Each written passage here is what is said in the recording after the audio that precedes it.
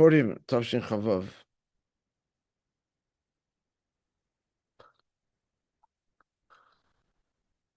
So Mordechai refuses to bow down to Haman, and therefore, Vayivez בעיניו, and Mordechai became despicable in his eyes, Lishloach Mordechai levado, to stretch out Haman's hand to Mordechai alone. Visa b'medrash, so the Medrash says, Bozoi ben Bozoi, despicable one, the son of a despicable one. Lahalan Ksiv, we learned earlier, there it says, Vayivez Esav esapchayra. Esav despised the firstborn, and you doing the same. V'chan Ksiv Vayivez Beinav, and you despise Mordechai. Vayivakish Haman lahashmid es kol haYehudim, and then he goes further, not just Mordechai. When he's told that this is part of Am Yisrael, so it's all Yidden. Lahashmid, to destroy, to eradicate, it's kol haYehudim. Messiah ben Medrash, so the Medrash gives many pirushim there on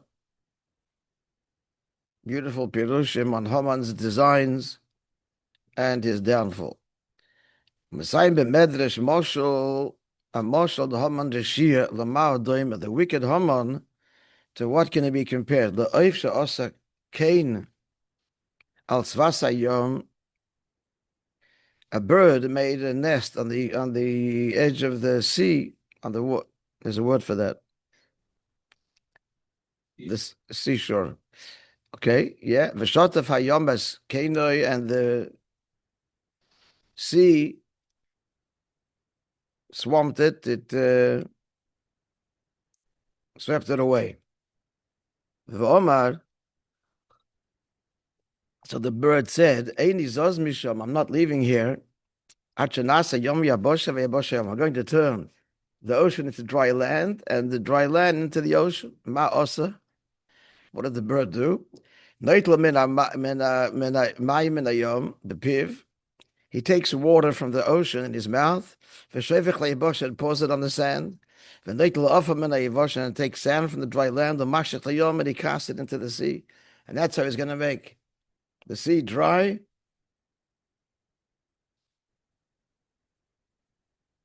and the dry land the sea. So his colleague, another bird, came along, al gabav, and stood by him. Watch, he's observing what he's doing. V'amalein said to him, Bish Gedah. Bish means bad. Gedah is mazel. You're an unlucky fellow. Tmiya mazol, that's a similar. Tmiya means to hide. And mazel, get his mazel. So it means a hapless, unfortunate fellow. You have no mazel. Sof b'mat at yochel. At the end of the day, what are you accomplishing? Nothing with your taking a beak of some water in your beak, and this way it's the sand, that way. You're not accomplishing anything. End of Medrash. End of Moshel. The Medrash continues. Kach Omer HaKadosh Baruch Hu.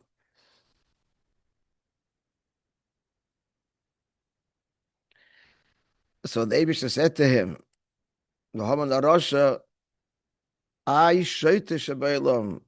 You, I, like it's expression of emphasis. This world's fool. I threatened to destroy them, and I was unable. Shneimar says in Posuk, and Hashem this after Chet Egel, and Hashem said to destroy them, right? If not for Moishe's chosen one, Amad Beperetz, the fun of Moishe, stood in that breach there that the Yidden had made. To return to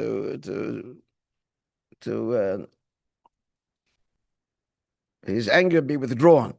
That his anger be withdrawn from destroying the Yidden. So I couldn't do it, says the Eibishter. And you said to destroy, to kill, and to make literally disappear. Chayecha, by your life, God, the Eibishter swears. Reishcha mituram. Your head will be lifted, chelef rishayon, in exchange for their heads. The inun l'shizva, they will be saved. V'ata litzliva, and you will be hung. He says, and he translates it for us. Reishcha yuram v'yusu tachas reisham, your head will be lifted and removed instead of their heads. Shem yelatzol v'ata litzliya, they will be saved and you will be hung. End of Medrash. Tzarich lovin, you have to understand, ma ha'keshe ben Vayivez Esav v'sapchera. What's the deeper connection that Esav despises the firstborn, the Pchera? The Vayivez Beinav Lishloach ben Mordechai Levada, that Yehoman despises Mordechai, wishes to destroy him. Now, Vavshe b'shneihem nem maloshen bizoy. Both say the expression of despicable, despising, because mokem, nonetheless, mitzateichen in yonim. But if we look at the content, in kesher b'neim luchir, it doesn't seem to be a connection at all. Given shekan meduber edisi napchayre. By Esav, the subject matter was he didn't want the rights of the b'chayre, which that meant originally the b'chayre were the kehanim, serving the Beis Hamikdash, etc. This he didn't want. As Rashi brings there's so many death penalties that you can't do this and can't do the other. He doesn't want it. And here he's furious at Mordechai, that Mordechai refuses to bow down. Ma'akesha, what's the connection? Gam tzayich lavan ba'amashal la'oif. Yeah, so that's Pasha the Shaila. Second question is the moshel of the bird, etc. Shall Yosef moshel b'Torah? If it's a moshel in Torah, how do you meduya gam b'prata in yonim? The details are also precise. So the moshel concluded as a recall, Shemesayim, it ends like this.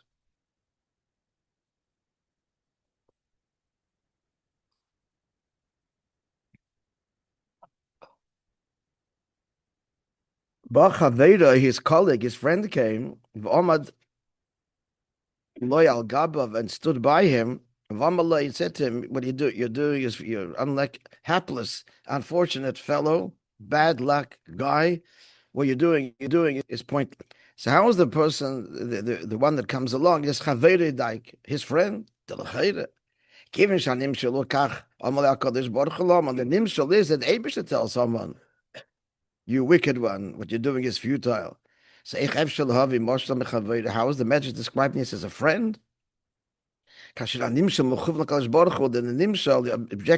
The object of the marshal is the Eibush. That's the second question. We have to understand the conclusion of the Medrash. What happens in the end? What does God promise? Your head will be lifted and severed, chalif, instead of an exchange in their heads. What's the diak the head? You'll die, they won't. What's the diak here on the head? All right, friends, so repeat the three shilas. Number one.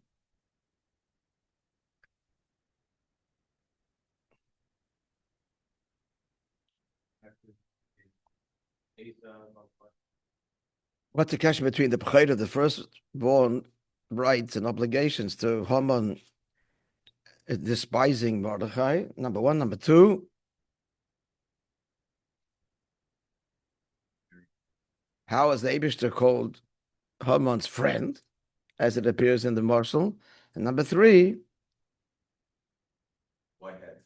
why is Haman's downfall and our victory described as his head being lifted instead of ours? What's the diak, the head? The point is, you'll perish and they'll survive. Vayuvon will be understood.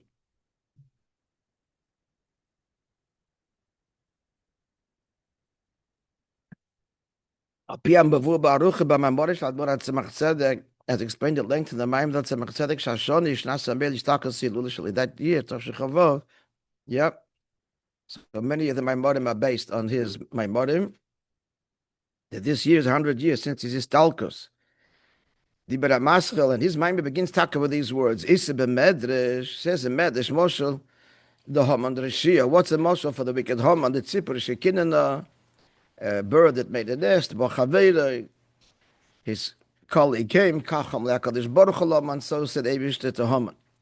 The Lecheda Tomua asked the Tzemach Tzedek, and you will soon see that this is from the Alshich.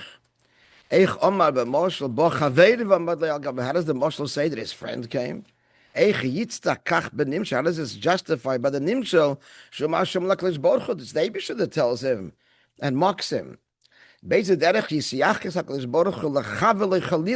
In what way can we associate the Eibusher, God forbid, to Haman as a friend? And the Rebbe says, this question is brought in the Alshich, Moishe Alshich,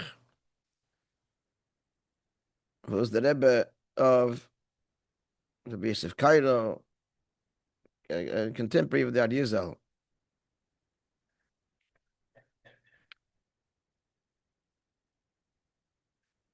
Even the Arizal was his Talmud. Yeah. So he asked this question, the Beprotius. It's just interesting that the Rebbe notes this. He notes this. We don't understand these things, but this is again the Maimber that he should say that who asked this kasha is the Alshich. Aside from, if you quote something, maybe that's Pashat what. You quote in the one who says it, so you bring redemption. Just by the way, we find many times in the whole Gemara is full of this, that a Tana or an Amida says something, it's all inquiry as to who, which source. Why do you say so? Which Shita, which Tana is this Amida? If Peshem Omri, maybe Gulalayla, why did he quote it? So the Rebbe explains, I think it's the Rebbe, that if you're quoting, then you have to quote. But if it's something that you've internalized completely as yours and you're adding your own chidush, then it's yours already. But if it's a quote, then you have to quote.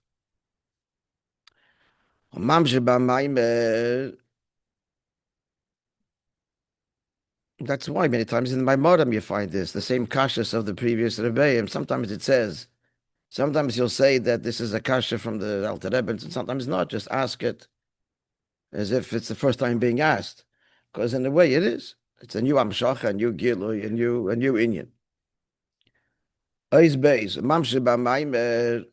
So that's how Machtzedek continues. V'yuven behekten tchila in Yiditz HaNeshama L'mata. First one will understand this by understanding why the Neshama comes down L'mata. It's a paraphrasing the Gemara from a high roof to a deep pit. And this, by the way, too, this question is asked thousands of times in Chassidus. So the first message is a question we have to constantly ask. This is a shayla you have to come with. Why didn't Neshama come to the guf? If you don't ask the question, you're not having an answer. It has to bother. It has to. The chiddush of it must be constant and refreshed and understood.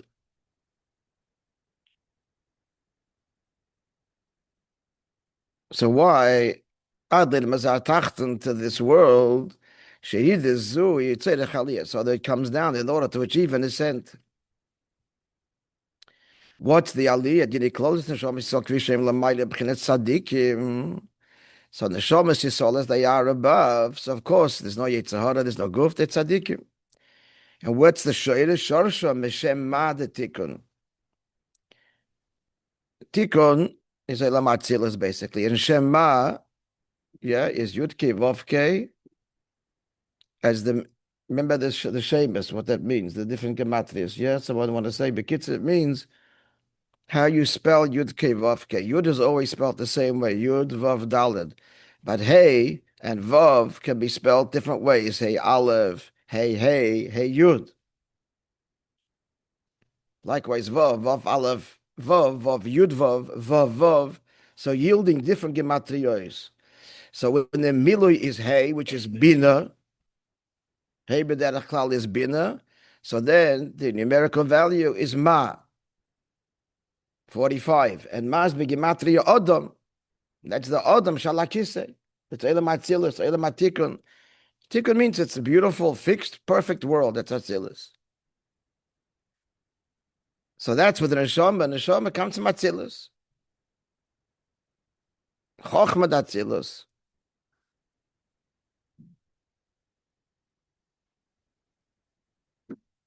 like he explains in Perek Beis in Tanya. And through the neshama coming down to do their avodah, in refining the body, the nefesh habahamis, and the matters of the world that have been designated. Each neshama is nitzutze kedusha, designated to that person.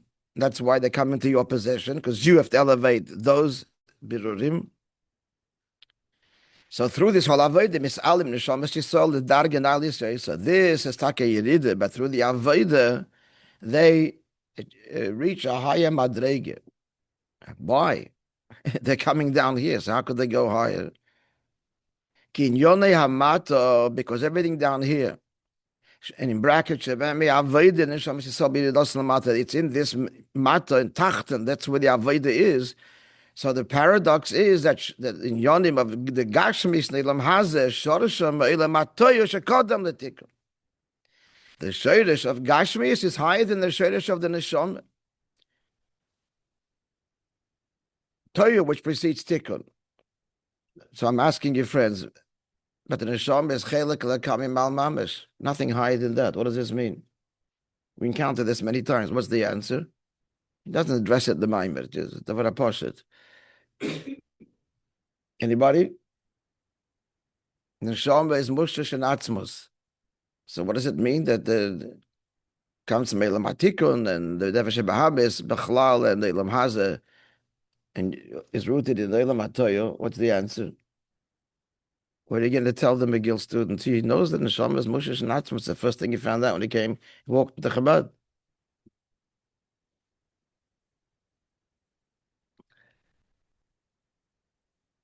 Huh? The neshama is mushish in atzmos, so that level is not that level is not where the neshama as yet has emerged as an identifiable, self-aware entity. It's the shaydish, the primis neshama is mushish in atzmos, and at that level there's no different neshamas. It's that level. It's all one address. The conscious shaydish of the neshama, where what starts to emerge is an entity with seichel and midas and a persona, that's Elam Atzilus. So the traceable direct source of our neshama is Elam Atzilus. The shaydish lo shaydish is takem mushish and atzmos, but there's no neshama to speak of. That's in the words of the h'tשכ. Remember we learned this, the nitzutz by the cotton in the nitzutz nivra. That's so that nitzutz cotton. Everybody has that equally. That's in atzmi, and that's the point, Taka, in a way that neshama comes down the mata and engaging the guf. So that's where the shoresh is revealed through olam hatoyo, which precedes olam hatikun. Can someone tell me, we've encountered this so many times, and again to our McGill student, or Panyevich Talmud, in just a sentence or two, what is this Olam HaTorah business? In two sentences, what would you say?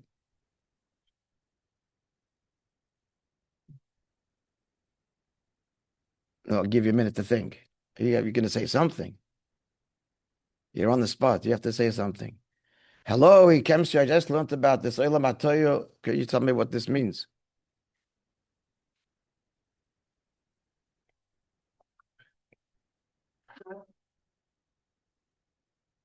Okay, I finished my coffee. No? Everybody's afraid to say something. Intense light that can't be contained. What do you say?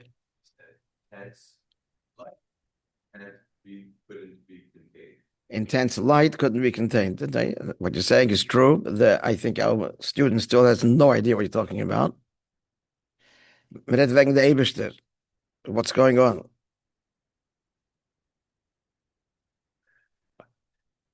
What is happening? And it's ongoing, friends. We need that also need to be appreciated. It's not one time occurrence, it's ongoing. Okay, so Bekitzer, I'm not going to tell you something you don't know, but just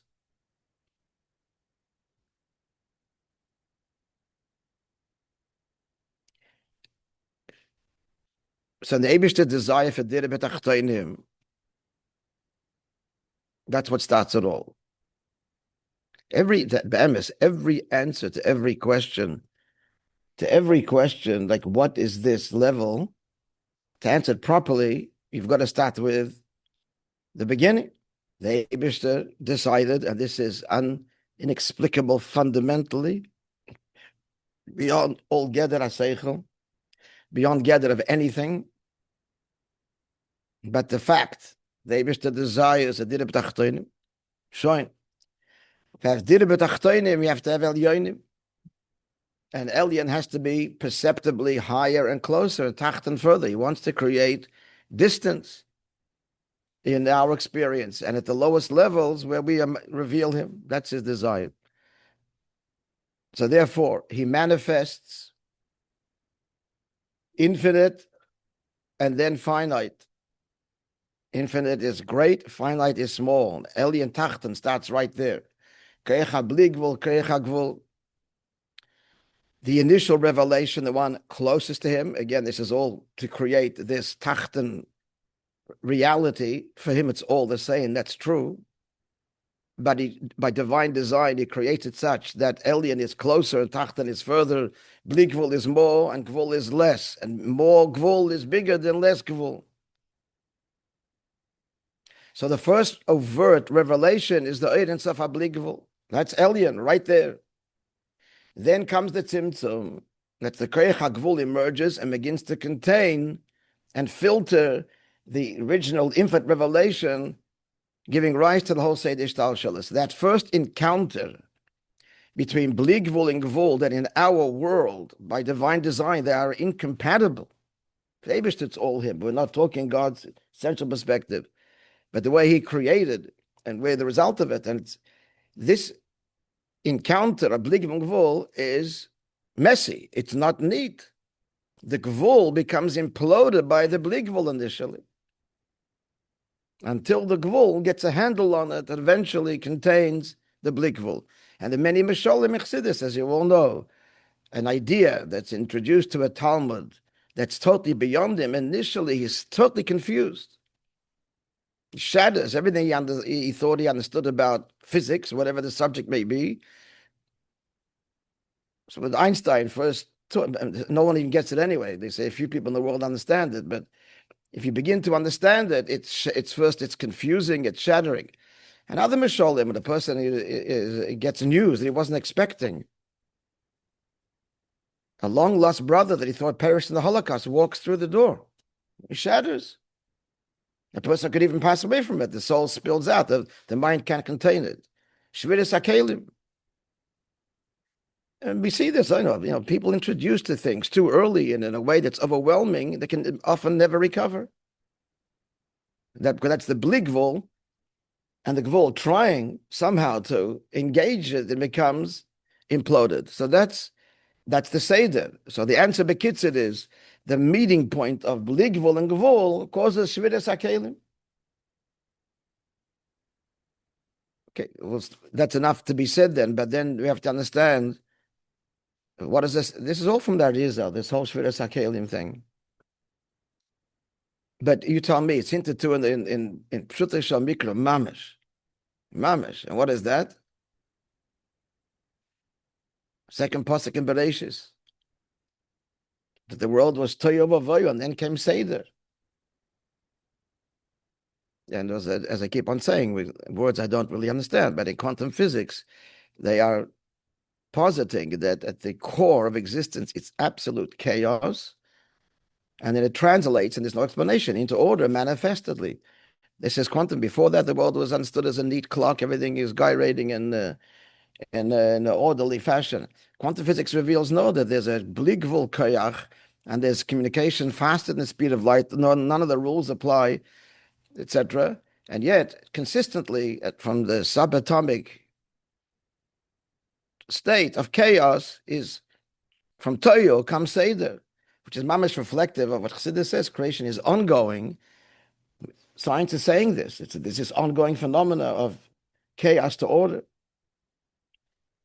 You'll recall that quantum physics started in the in the late 40s and 50s. It's consistent with the Rebbe's Nesius and so on. I told you once, I'll tell you again, that one day Zalman might do this. He told me he would like to do is to show the discoveries in science as they match with the Rabbi Chassidus, the Gili and Torah first. It's all about Achdus Hashem, ever deeper. The Chiddush of the Alter Rebbe and then the Mittler Rebbe and so on, and you see how the world started to discover this physically. This is all the Zohar, the two waters. Heavenly water and earthly water that prepares the world, the Molar as Deus Hashem Kamayim Liyom HaChassid. We certainly see in the Rebbe's Chassidus this quantum physics thing, this essence, a component that dominates the Rebbe's Chassidus and the Chiddush of it. I'm no expert, I'm just, parroting words that I've heard. But that's Olam HaTorah. What needs to be explained is that then these sparks fall embedded in Gashmias. So just say this, that Olam HaTorah, what's an Olam HaTorah? Let's rephrase that. Olam HaTorah is where a recipient, Gvul, is being exposed to the I am of God. The Gewalt, the I am of God shatters. What that creates is the corrupted I am in the Elam Hazeh. The Yesh HaNivra is expressive of the Yesh HaMiti. We walk around with the sense, I am that I am, which objectively is impossible. How can we feel that if we have the whole Mitzvah is constantly being created? It couldn't be. The answer is because there's a truth there. The I am that I am is reflective of the I am of the Eibishter, and it's Dafka in Elam Hazeh. And Olam HaTorah is a huge part of that, because that was the shattering. The shattering was that the Eibishter is the only Mitzvah, and I has to lead to shattering. There it's in Kedusha. But that I am then, not contained and not absorbed and not filtered, ends up in this corrupted form, as it were, in the Elam Hazeh, where the whole world and every part of the world screams, I am that I am. And our avodah is to elevate that and reveal, Taka, why you feel I am that I am, because you're expressive of Avended Mulvadoi. That's the whole bitter of the world, basically.